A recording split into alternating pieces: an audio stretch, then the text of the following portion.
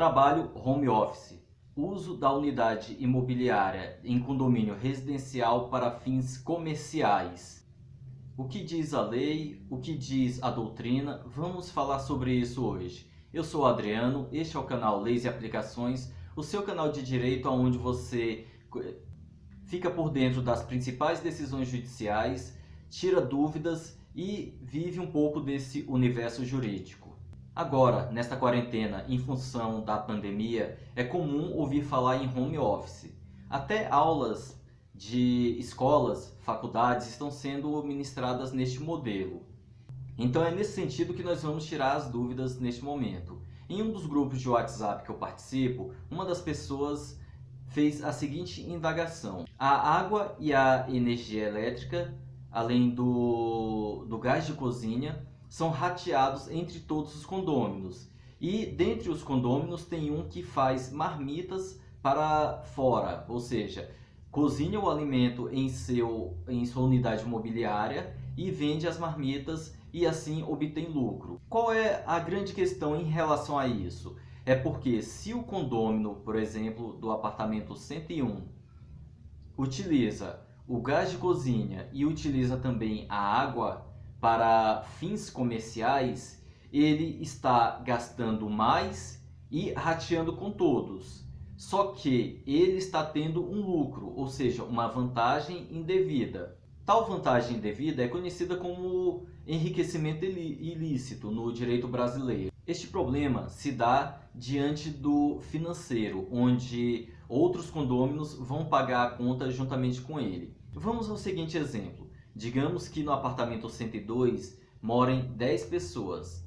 Essas 10 pessoas gastam mais água, mais energia e mais gás do que o morador do apartamento 101, que é apenas uma pessoa nesse nosso exemplo. Nesse caso, não há de se falar em enriquecimento ilícito, embora o vizinho do lado gaste mais. Isso porque, embora ele gaste mais, ele não está utilizando para obter lucro. Esta é a tecla onde nós vamos bater. Em caso oposto, o condômino da unidade que utiliza o gás de cozinha e a água para poder fazer alimentos e obter lucro, este sim está incorrendo em um erro. Agora, como vamos analisar isso? Primeira coisa, nós vamos utilizar a convenção do condomínio. Você vai olhar na sua convenção específica, se estiver acontecendo um caso deste em seu condomínio, e o regimento interno, além de deliberações e assembleia, e verificar quais providências devem ser tomadas. Eu sempre recomendo iniciar pela notificação extrajudicial. Quando eu falo notificação extrajudicial, não só por trabalhar em cartório, mas pela forma como é a dinâmica de uma notificação extrajudicial, eu sempre recomendo que se faça pela via cartorária. E já explico. Se você manda por e-mail, serve. Se, no caso síndico que eu estou falando, se vai na unidade e confronta o morador e ali você leva testemunhas, também serve. Só que nós temos algumas questões práticas. Quando vai na unidade imobiliária do infrator, geralmente acontece algum tipo de discussão. E para evitar esse tipo de aborrecimento, o ideal seria que fosse o escrevente do cartório batesse na unidade imobiliária e ele fala: olha, estou lhe notificando, você está sendo notificado pelo síndico do condomínio sobre o assunto tal. O escrevente lê a notificação e, neste sentido, notifica a pessoa, e se ela se recusar a assinar, o escrevente lavra uma certidão, a qual tem fé pública, e com essa certidão vai dizer que a pessoa foi notificada. Daí, então, é a hora de se pensar, em caso de reincidência, em aplicar a multa. Já já falaremos da multa. Um ponto importante a salientar é a questão da prova. Digamos que o vizinho do lado tenha dito: olha, fulano do apartamento 101 utiliza água e gás que são rateados entre todos para fins comerciais. É necessário haver meios de provas contundentes, porque assim como eu havia comentado no vídeo que tem aqui no canal sobre a questão, os desafios do síndico em relação à Lei Maria da Penha, procure aqui e assista, lá você vai ver que se o síndico acusar e não provar, e da seguinte forma: um condômino faz a denúncia ao síndico, o síndico vai e notifica ou multa o outro condômino. Quando notifica, nós estamos falando o seguinte: o enriquecimento ilícito é crime e o furto de energia elétrica também é crime, se for rateado entre todos a energia elétrica. Se o síndico não comprova que os fatos alegados pelo vizinho são verdadeiros, a pessoa prejudicada, que foi o denunciado, pode entrar com ação contra o condomínio ou contra o síndico. Vai depender do caso prático. É nesse sentido que eu falo para você assistir o vídeo que vai trazer os exemplos sobre a Lei Maria da Penha, para você já ficar atento em como proceder neste caso aqui também. E passando especificamente para a legislação, eu quero ler rapidinho aqui com vocês alguns trechos do Código Civil. O artigo que nós vamos ler é o 1335. Ele diz o seguinte: são direitos do condômino usar das partes comuns conforme a sua destinação. Quando falar conforme a sua destinação, nós vemos o seguinte: o condomínio, neste exemplo aqui, é aquele de uso residencial. Não estamos falando de uso comercial, que aí sim deve utilizar para fins comerciais. E no artigo 1333, no parágrafo 2º, vai dizer o seguinte: que o condômino que não cumprir com qualquer dos deveres estabelecidos no incisos 2 e 4, o 4 aqui no caso fala sobre dar às suas partes a mesma destinação que tem a edificação, que no caso aqui seria a destinação que é residencial, vai implicar em multa de até o quíntuplo do valor atribuído, já no artigo 1337 do Código Civil.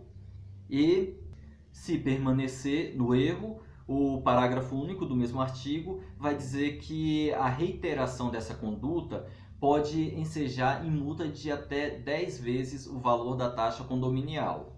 E um dos artigos que eu acho mais importante está na Lei 4.591 de 64, é a chamada Lei de Condomínios, uma lei específica para essa finalidade. O artigo 19 diz: cada condômino tem o direito de usar e fruir com exclusividade de sua unidade autônoma segundo suas conveniências e interesses, condicionados, aqui nós vamos prestar atenção, umas e outras as normas de boa vizinhança, que poderá usar as partes e coisas comuns de maneira a não causar dano ou incômodo aos demais condôminos.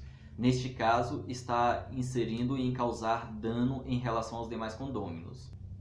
Então, ainda que a água e o gás de cozinha sejam rateados entre todos os condôminos e não a energia elétrica, caso a pessoa utilize a energia elétrica, o fogão a energia elétrica, neste caso não configura o que nós falamos, porque a energia elétrica não sendo compartilhada entre todos, ele paga o tanto que ele gasta e não dá prejuízo a ninguém.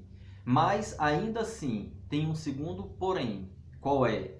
A água. Porque toda vez que vai cozinhar, no caso de marmita, salgados, sanduíches, tem que lavar os instrumentos que foram utilizados. E nesse ponto, sim, vai caber a notificação e após a multa na forma estabelecida em lei e na convenção. Agora, quanto a home office, não. Ainda que a pessoa fique o dia inteiro em casa e ela utilize ali o computador, notebook e gaste energia elétrica, nesse caso não está configurado porque ela não está obtendo uma vantagem ilícita. É um momento que está ocorrendo no Brasil e que o home office vem sendo instituído por lei e recomendações. Mas, contudo, eu chamo a observação o seguinte: é aquele caso, tem um vídeo aqui que eu falei aqui no canal sobre obras em condomínios, dê uma olhada nele lá também, que vai falar sobre os 3 S's: saúde, sossego e segurança. Neste caso, se, por exemplo, temos um professor de bateria, instrumento sonoro, bateria, e ele leva a bateria para a sua unidade imobiliária e ali ele começa a dar aula online para os alunos, aquele barulho vai incomodar o vizinho. Nesse caso, não é a questão do home office, é a questão do barulho. Se ele fizer um isolamento acústico de forma que não prejudique os demais, aí ele pode fazer normalmente suas aulas. Eu me recordo aqui um caso, uma professora de piano, ela durante 5 anos ficou tocando as mesmas músicas porque ela dava aula sempre daquelas músicas, então pegava as partituras todos os dias no mesmo horário e tocava as mesmas músicas. No decorrer do tempo, após esses 5 anos, o vizinho se sentiu muito incomodado, porque ele já não aguentava mais ouvir nem o piano, nem a música. Tentou de todas as formas conversar com a condômina para que ela não procedesse mais dessa forma, e com isso não houve resultado. Foi à justiça, ganhou na justiça. E a condômina teve que fazer um isolamento totalmente do ambiente acústico, e assim resolveram o problema. Isso sobre a imposição de multa diária caso ela não cumprisse com a determinação. Caso de aulas particulares que não incomodem os demais vizinhos, é liberado, pode-se fazer. Ainda tem o seguinte, e a questão de receber clientes dentro do apartamento? Novamente nós vamos falar dos 3 S's. Se não vier a causar prejuízo à saúde, à segurança e ao sossego alheio, não existe nenhum problema. Mas se vier a causar, aí sim, vai ter o problema com relação não ao home office, mas a questão da perturbação. Inclusive, eu fui na Caixa Econômica Federal esses dias e quando fui entregar uma determinada documentação para fazer um procedimento, a atendente me falou o seguinte, falou, olha, a pessoa que trabalha com isto está em home office porque é de grupo de risco. Nós apenas pegamos a documentação, ao final do dia, uma pessoa do banco leva para ela e ela faz toda a análise, lança no sistema que ela acessa remotamente e no dia seguinte o funcionário, quando vai levar a documentação de outros clientes, traz o que já está pronto. Então tem uma certa entrada e saída, um fluxo de pessoas sempre no condomínio, em razão disso.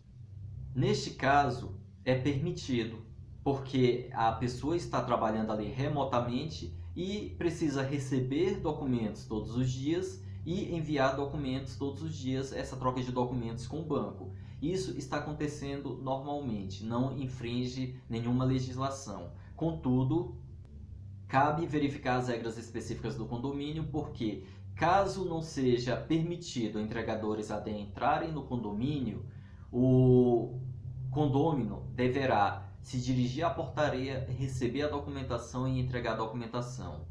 Com isso, eu espero ter tirado suas dúvidas. Se houver mais dúvidas, deixe no card, eu vou responder todas as perguntas. Se inscreva no canal e marque o sininho para você receber sempre essas recomendações. Compartilhe o vídeo, é livre, pode compartilhar em redes sociais ou a forma como você achar melhor. E por fim, dê o seu like ou dislike para que possamos sempre aprimorar os vídeos. No mais, abraço!